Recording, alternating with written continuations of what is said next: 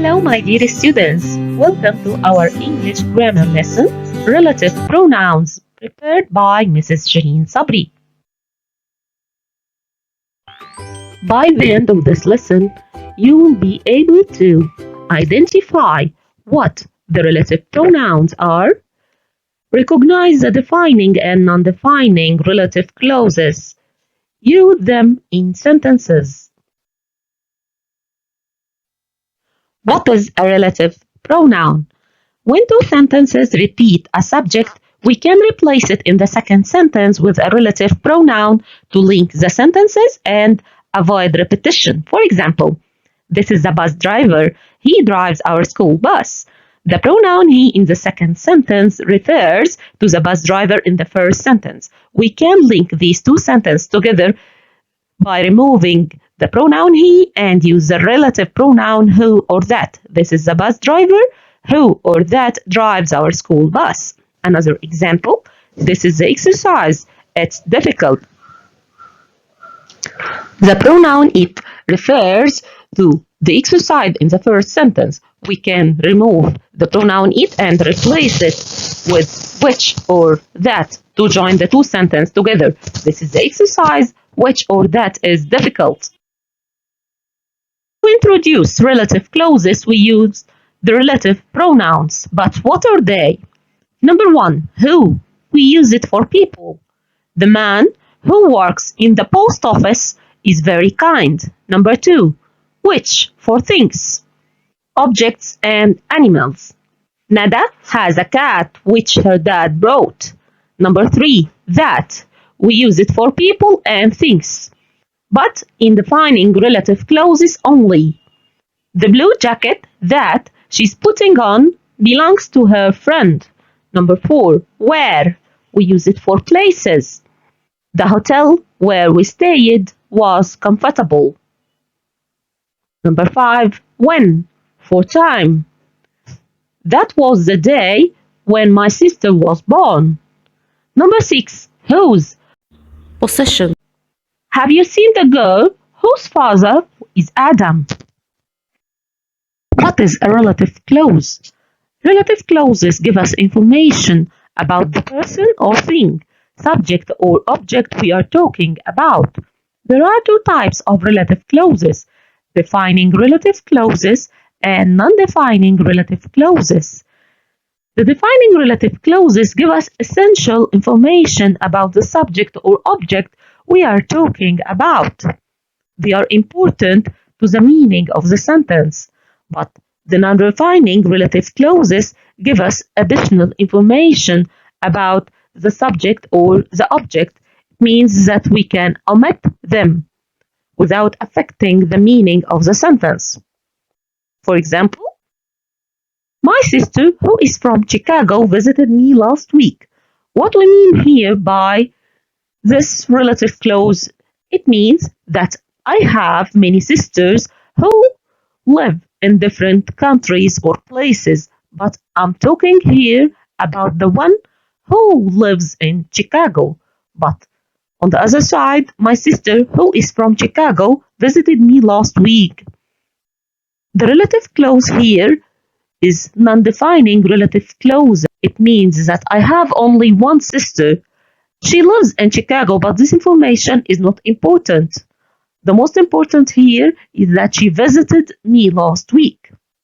Another difference, the first one, only which or who can be replaced with that. But in non-defining relative clause, they can't be replaced with that. In the defining relative clause, only who or which can be omitted if they refer to an object. For example, this is my friend. I walk to school with her. My friend here is an object, and it's a person. In the second sentence, the word her refers to my friend. I can drop the word her and use the relative pronoun who to join the two sentences together. This is my friend who or that I walk to school with. In the non-defining relative clauses, the relative pronoun or adverb can't be omitted. Example, Jim is my friend. He lives next door. To join these two sentences, we use the relative pronoun who, as Jim is a person. Remember to write the relative clause between two commas. Jim, who lives next door, is my friend. So notice that in the non-defining relative clause, you should use commas, but in the defining relative clause, we never use commas. Let's practice together. Join the sentences. There was a 1-year guarantee. It came with the TV.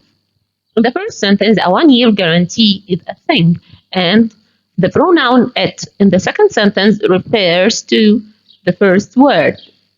So, to join it, we remove it and we join with the relative pronoun which. There was a 1-year guarantee which came with the TV. Number 2, the laptop has started making a strange noise. I bought it last week.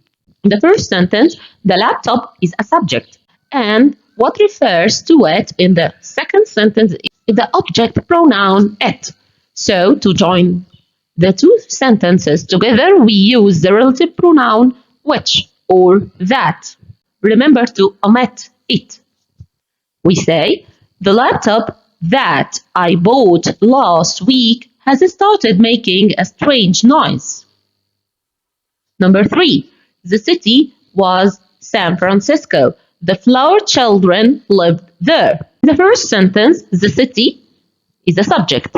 What refers to it in the second sentence is the word there, which means that we are talking here about a place. So to join the two sentences together, remember to remove there, and we use the relative pronoun where.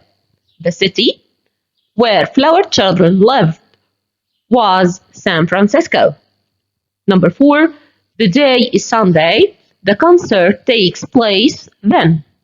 In the first sentence, the day is a subject, and what refers to it in the second sentence is the word then. So, we should remove then to join them and use the relative pronoun when.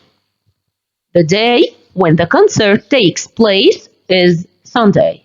Number 5, the car is not my car. Its tires are flat. The first sentence, the subject, the car.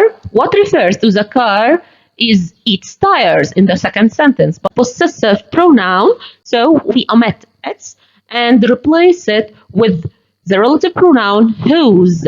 The car whose tires are flat is not my car. Thank you. Bye bye.